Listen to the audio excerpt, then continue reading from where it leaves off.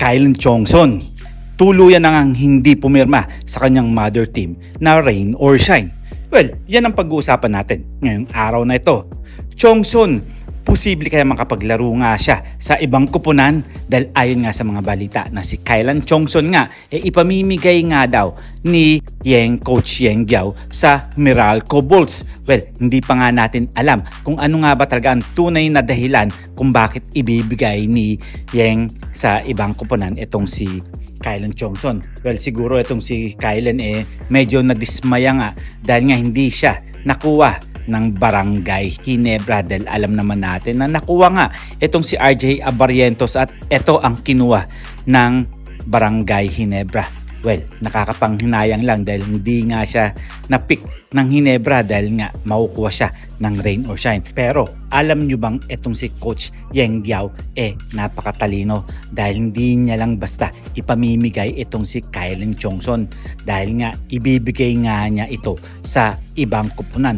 Wag lang basta sa Barangay Ginebra dahil nga sumusobra na nga ang lakas at panay fill na rin ang player ng Jenkins. Well, eto nga ang isa sa mga dahilan kaya siguro bibitawan na rin ni Coach Yeng etong si Kyle Chongson dahil ayaw niya siguro sumakit ang kanyang buhok ang kanyang ulo dahil nga sa mga ganyang attitude. Well, may sariling attitude naman to. Pwera lang kung medyo parehas siya ni Mikey Williams na alam naman natin na hindi na nga nakapaglaro ulit dito sa PBA. Well, si Chongson kaya saan mapupunta ngayong season na to? Either Meralco Bolts o Barangay Ginebra, SMB o kaya sa ibang kupunan? Well, yan ang mga hihintay natin kung ano nga ba talaga ang mangyayari kay Kyle Chongson. Well, dumako naman tayo dito kay Coach Tim kung sino naman kaya ang kanyang kukunin na talagang makakatulong kay Japet Aguilar sa ilalim. Well, alam naman natin, diba, nabawasan nga ng power forward o mga sentro ang Barangay Ginebra dahil nawala nga dyan si Christian Standhardinger.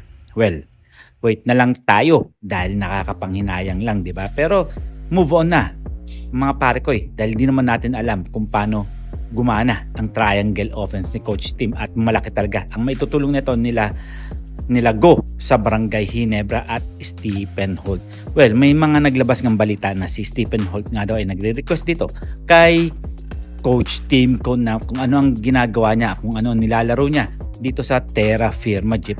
Sana ganun din daw ang gawin sa kanya sa Barangay Ginebra. Well, hindi naman basta-basta ibibigay ni Coach Tim ko niyan dahil alam naman natin ang sistema ni Coach Tim talagang napaka-ayos at napaka-ganda.